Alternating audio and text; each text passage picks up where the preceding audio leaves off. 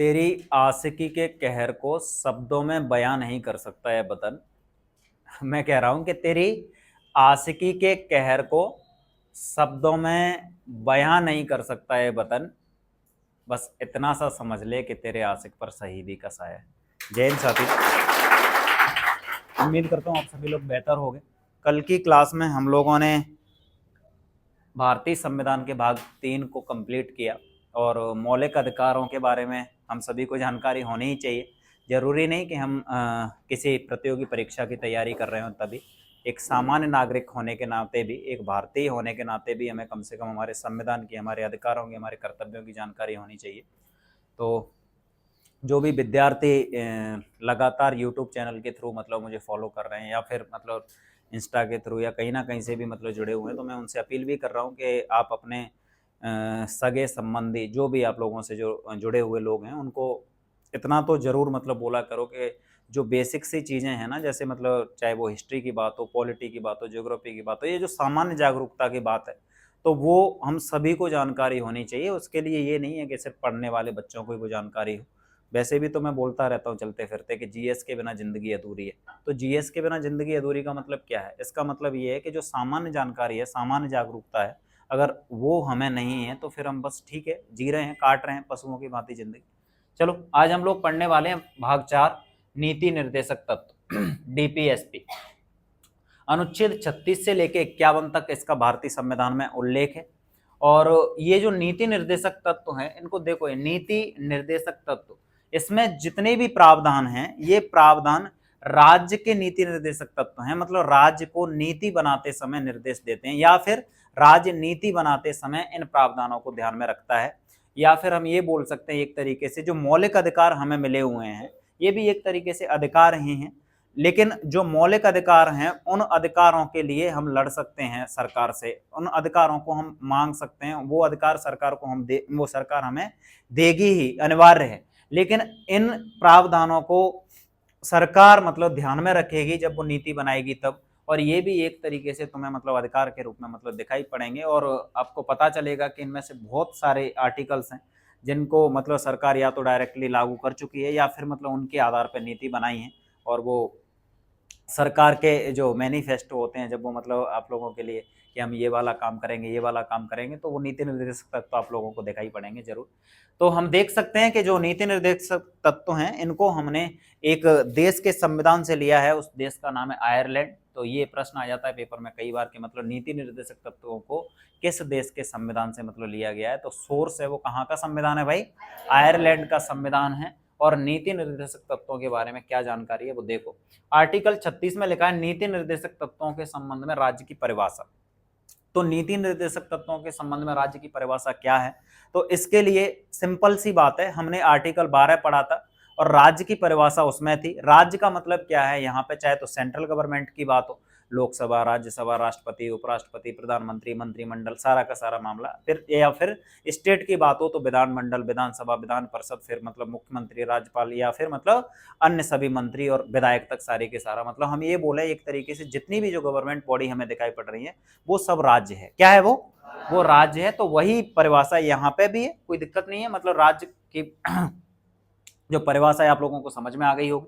Article 37 है, इसमें लिखा है न्यायालय द्वारा प्रवर्तनीय न होने पर भी देश के शासन के लिए मूलभूत, मतलब इसको एक ऐसी शानदार सी मतलब स्थिति में अगर समझना है तो ऐसा समझ लो कि मौलिक अधिकारों को जब कम किया जाता है या फिर जब मौलिक अधिकारों का हनन होता है तो हम क्या है, न्यायालय में चैलेंज करने जा सकते हैं, न्यायालय में याचिका दायर कर सकते हैं, गुहार लगा सकते हैं। लेकिन नीति निर्देशक तत्वों के ना मिलने की स्थिति में भी हम न्यायालय में नहीं जा पाएंगे। मतलब ये न्यायालय में प्रवर्तनीय नहीं है। मौलिक अधिकार नहीं मिलेंगे तो हम कोर्ट के दरवाजे खटखटाएंगे। नीति निर्देशक तत्व नहीं मिलेंगे तो फिर हम क्या करेंगे? चुनाव का इंतजार करेंगे और बोलेंगे कि मतलब चुनाव आने दो, फिर तुम्हें हराएंगे। मतलब एक तरीके से ये समझ लो कि ये जनता की न्यायालय में जाने वाला मामला है, ना कि कोर्ट में जाने वाला मामला। समझ गए आप लोग? तो ये प्रश्न आएगा कि नीति निर्देशक तत्व और मौलिक अधिकारों में फर्क क्या है, तो आप लोग बता दोगे। तो आप लोग बता देना कि नीति निर्देशक तत्व है ना, नीति निर्देशक तत्व न्यायालय में प्रवर्तनीय नहीं है और मौलिक अधिकार न्यायालय में प्रवर्तनीय है। ठीक है। आर्टिकल 38 को देखोगे तो इसमें भाई एक सिंपल सी बात, राज्य लोक कल्याण की अभिवृद्धि के लिए सामाजिक, आर्थिक, राजनीतिक न्याय के लिए मतलब कार्य करेगा। मतलब हम सब बोलते हैं कि भाई देश का कल्याण हो, जन का कल्याण हो, आपका कल्याण हो, हमारा कल्याण हो, सबका कल्याण हो, विश्व का कल्याण हो। यहाँ पे कल्याण होने की मतलब जो बात है ना, कल्याण का मतलब क्या है? उद्धार। उद्धार मतलब कैसे भाई? समृद्ध होना। क्या? समृद्ध होना। और जो समृद्ध होने का मतलब जो मामला है ना, वो समृद्धि कैसे आएगी? जब सामाजिक रूप से मतलब सभी लोग सशक्त हों, या फिर सामाजिक न्याय हो, आर्थिक रूप से मतलब एक न्याय हो, ये कंडीशन खाई ना हो, इकोनॉमिकल कंडीशन का मतलब एक तो करोड़पति है और दूसरे की स्थिति ऐसी है कि रोटी के लिए भी पैसे नहीं है, तो कैसे मतलब बोलोगे कि आर्थिक न्याय है? राजनीतिक न्याय में मतलब ये वाली स्थिति नहीं होनी चाहिए कि राजा का बेटा, राजा का बेटा, राजा का बेटा, मतलब राजतंत्र जैसी स्थिति मतलब बने। प्रजातंत्र है, लोकतंत्र है। और जनतंत्र की जब बात करते हैं हम, तो जनतंत्र का सीधा सीधा सा मतलब है कि भाई इसमें जो डिजर्वेबल कैंडिडेट है, या जो व्यक्ति डिजर्व करता है, जो व्यक्ति जनसेवक है, जो जनता की भावनाओं को समझ रहा है, उस व्यक्ति को मतलब जनता चुन के मतलब भेजेगी, वही व्यक्ति राजा होगा। राजा मतलब जनप्रतिनिधि होगा। समझ गए आप लोग? तो चाहे सामाजिक न्याय की बात हो, आर्थिक न्याय की बात हो, राजनीतिक न्याय की बात हो, अगर ऐसा होगा तो ऑटोमेटिक मतलब सीधा सीधा सा मामला है कि हमारा देश कैसा हो जाएगा? समृद्ध हो जाएगा, विकसित हो जाएगा, और जनता का कल्याण हो जाएगा। लोक कल्याणकार की जो भावना है वो कौन से आर्टिकल में? आर्टिकल 38। आर्टिकल 39 की अगर बात करें तो इसमें समान कार्य के लिए समान वेतन, मतलब यहाँ पे एक तरीके से महिला और पुरुष जेंडर की मतलब बात, जैसे महिला हो चाहे पुरुष हो, भाई जो काम सेम कर रहे हैं तो फिर मतलब भेदभाव किस बात का? समान कार्य के लिए समान वेतन मतलब दिया जाए। ठीक है। आर्टिकल 39 का समान अवसर के आधार पर न्याय देना, निःशुल्क विधिक सहायता उपलब्ध कराना। निःशुल्क विधिक सहायता मतलब देखो भाई, जो विधि है वो सभी के लिए, वैसे तो हम आर्टिकल 14 पढ़ चुके हैं, क्या? विधि के समक्ष समानता, लेकिन यहाँ क्या लिखा हुआ है? निःशुल्क विधिक सहायता का मतलब मामला है।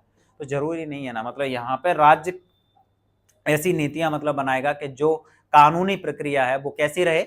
वो फ्री ऑफ कॉस्ट रहे, निःशुल्क विधिक सहायता। आर्टिकल 40 की बात करें तो ग्राम पंचायतों के गठन की बात, ये महात्मा गांधी के एक सपनों का मतलब अनुच्छेद है। और गांधी जी का ऐसा मानना था कि जब तक गांवों का विकास नहीं होगा तब तक मतलब देश का विकास नहीं हो सकता। और ये सच्चाई भी है। देखो, जो भारत है, भारत की बहुसंख्यक आबादी गांव में निवास करती है। 70% से ज्यादा आबादी है वो गांव में रहती है। और जब तक गांव का विकास नहीं होगा तब तक हम कैसे भारत को विकसित रूप में देख सकते हैं? और भारत का विकास करना है तो हमें गांव का विकास करना होगा। और गांव का विकास कब होगा? जब किसी गांव के व्यक्ति को या गांव को समझने वाले व्यक्ति को सत्ता मिले, पावर मिले, जब वो व्यक्ति मतलब विकास कर पाएगा, जब वो बता पाएगा कि ये कमियां हैं गांव में भाई। और इसी वजह से जो मतलब स्थानीय सरकार है, स्थानीय स्वशासन की जो अवधारणा है वो इसी आर्टिकल के तहत मतलब लाई गई। इसके तहत हमने ग्राम पंचायतों का गठन किया, चाहे फिर वो नगर के लेवल पे नगरीय पंचायतों के मतलब गठन की बात हो। तो ये दोनों की दोनों चीजें। तो अगर हम ग्राम पंचायतों की बात करें तो ग्राम पंचायतों के लेवल पे आपने देखा होगा कि जो बाढ़ होता है, बाढ़ बाढ़ का एक मेंबर होता है, उसको हम क्या बोलते हैं? क्या बोलते हैं? मेंबर मतलब बोलते हैं मेंबर ऑफ पंचायत। वो भी तो भाई पंचायत एमपी है वो भी। एक कौन कौन होता है? Member of parliament. और ये कौन है? Member of panchayat. तो ये भी एमपी है, वो भी एमपी है। ठीक है। और जो सरपंच है ये उनका मुखिया है, या फिर हम ये बोलें कि मतलब वो क्या है? पूरी ग्राम पंचायत का मतलब हेड होता है। डायरेक्ट मतलब जनता वोट करती है उसको। अब वो व्यक्ति बहुत अच्छे से मतलब बता पाएगा कि भाई हमें किस जगह पे तालाब बनाना है, कौन सी जगह पे मतलब खरंजा की जरूरत है, कौन सी जगह पे क्या करना है, कौन सी जगह क्या करना है, पेड़ कहाँ लगाने हैं, मेड़बंधन कहाँ करना है, क्योंकि वो उस गांव को समझता है, जानता है। अब वो व्यक्ति कैसे समझ पाएगा जो शहर में रह रहा है? वो व्यक्ति कैसे बता पाएगा? तो गांव का विकास अगर करना है तो स्थानीय लोगों के हाथ में सत्ता तो देनी ही पड़ेगी। तो इस आर्टिकल के तहत ग्राम पंचायतों का गठन किया गया। भाई याद रख लेना अच्छे से। ठीक है। आर्टिकल 41 की बात करें तो आर्टिकल 41 है ना, ये एक तरीके से चाहे बुढ़ापे की बात करें, या फिर मतलब अशक्तता की बात करें, अक्षम व्यक्ति की मतलब बात करें, या बेरोजगारी की दशा में काम और शिक्षा पाने के लिए लोक सहायता का जो अधिकार है। और गवर्नमेंट, देखो ये जो सारे के सारे तुम्हें प्रावधान दिख रहे होंगे ना, वो आपको ऐसा लग रहा हो जैसे सरकार मतलब या कोई मतलब व्यक्ति वादे करने के लिए मतलब आ रहा है उस तरीके से। और इन्हीं पे तो काम करती है सरकार। देखा है कि नहीं देखा? इन्हीं पे तो काम करती रहती है। चाहे तो फिर बुढ़ापे में पेंशन की मतलब बात हो, बेरोजगारों को मतलब बोलो कि भाई बेरोजगारी भत्ता देंगे, या फिर मतलब कोई व्यक्ति अशक्तता जैसे मतलब विकलांग है कोई आदमी, या उस कंडीशन में मतलब जो काम करने की स्थिति में नहीं है, तो उस व्यक्ति की मतलब कुछ ना कुछ सहायता मतलब गवर्नमेंट करती रहती है, आप लोगों को पता हुआ है। और उसके बाद आर्टिकल 42 को देखोगे तो काम की न्याय संगति व मनोवांछित दशाओं तथा जो प्रसूति सहायता है वो उपलब्ध कराने की बात हो। तो अब देखोगे ना यहाँ पे, तो काम की न्याय संगत और मनोवांछित दशा, मतलब एक तो ये कि जहाँ पे जो भी कामगार काम कर रहे हैं, जिस भी कंपनी में मतलब वर्कर काम कर रहा है, या फिर किसी भी कल कारखाने में, या फिर कहीं पे भी काम कर रहा है वो, तो वहां पे वो काम करने की जो दशा है ना, वो बहुत अच्छी होनी चाहिए। मतलब एक तरीके से उसके साथ जो व्यवहार है ना, इंसानियत का व्यवहार होना चाहिए। वहां पे उसकी दास जैसी हालत या पशुओं जैसी मतलब जो हालत है ना, वो कंडीशन नहीं होनी चाहिए। मतलब जहां काम करे तो काम करने की अच्छी दशा हो। और दूसरी जो स्थिति है, वो दूसरी स्थिति को अगर देखोगे तो जैसे ये लिखा है प्रसूति सहायता उपलब्ध कराना, तो जो मैटरनिटी लीव मिलती है, जो मातृत्व अवकाश मिलता है जब बच्चे को जन्म देती है माँ, तो उस समय पे उन्हें कुछ समय के लिए मतलब छुट्टियां मिल जाती हैं। और उसकी जो वजह होती है, वो वजह ये होती है कि जैसे मान लो कि कोई कामगार महिला है, और वो कामगार महिला है और वो इंडिपेंडेंट भी है, सेल्फ डिपेंडेंट। अब जैसे अगर उसकी बात करो तो 2 महीने या 3 महीने तो कम से कम ऐसा समय रहता है कि उस समय पे तो मतलब माँ है वो काम नहीं कर पाएगी। तो ऐसी स्थिति में क्या किया जाए, तो गवर्नमेंट की मतलब ये जिम्मेदारी है कि गवर्नमेंट उसको छुट्टी दे। और छुट्टी देने के साथ साथ मतलब जो अन्य भी मतलब संस्थान है, चाहे वो प्राइवेट सेक्टर में मतलब काम कर रही है, वहां पे भी ऐसी मतलब स्थितियां होनी चाहिए कि वो उसको छुट्टियां दे और उसकी सैलरी को ना काटे। समझ में आ रहा है? क्योंकि वो समय ऐसा है, और हम सब जानते हैं यार कि जो बायोलॉजिकल सिस्टम है और एक चेन है, अगर मान लो कि वो अपने काम के चक्कर में अपने मतलब बच्चे को जन्म नहीं दे रही है, या फिर मतलब उन सब चीज़ों के लिए समय ही नहीं है, तो ऐसी स्थिति में तो ये प्रक्रिया मतलब बाधित पड़ जाएगी। तो इस वजह से उन्हें समय देना चाहिए, और कम से कम उनकी जो मतलब रोजगार की दशा है, रोजगार भी उनका नाच है नहीं, इस वजह से इसको चीजों को समझ लेना। आर्टिकल 43 की बात करें तो कर्मकारों के लिए निर्वाह मजदूरी, शिष्ट जीवन स्तर व अवकाश की व्यवस्था करना, और कुटीर उद्योगों को बढ़ावा देना। ठीक है, ये भाई थोड़ा सा याद रखना है इसको। जैसे क्या है, स्थिति ऐसी हो गई कि जब बड़ी बड़ी कंपनियां मतलब स्थापित हो जाती है ना, तो जो छोटे मोटे धंधे होते हैं, हथकरघा उद्योग होते हैं, छोटे गांव में मतलब काम करने के जो मतलब लोगों के साधन होते हैं, चाहे वो चटाई बना रहा है, कोई कुछ कर रहा है, कोई मतलब पेंटिंग कर रहा है, कुछ कर, जो छोटे छोटे काम होते हैं ना, उन कामों को क्या कर दिया जाता है, साइड कर दिया जाता है बड़ी बड़ी। नहीं, इसको गवर्नमेंट को बढ़ावा देना चाहिए, और उन लोगों के काम है उनको प्रोत्साहित भी करना चाहिए, क्योंकि जो छोटे छोटे काम होते हैं ना, उनसे बहुत सारे लोगों को मतलब रोजगार मिल रहा होता है। गांव के स्तर पर ही तुम देखोगे कोई छोटा सा काम है, उसमें मतलब 4 लोग लगे हुए, उनके दूसरे लोगों का अलग काम है, वो भी अपने काम में मतलब लगे हुए। तो जो लघु उद्योग हैं, कुटीर उद्योग हैं, इनको मतलब बढ़ावा देने का काम है वो सरकार को करना चाहिए। और आर्टिकल 43 क की अगर हम बात करें तो ये जो है, इसमें एक तरीके से ऐसी कंडीशन वाला मामला है कि जो वर्कर है, उस वर्कर को वर्कर ना रहने दिया जाए, बल्कि वर्कर को एक मालिक जैसी स्थिति में मतलब लाने की कोशिश करो।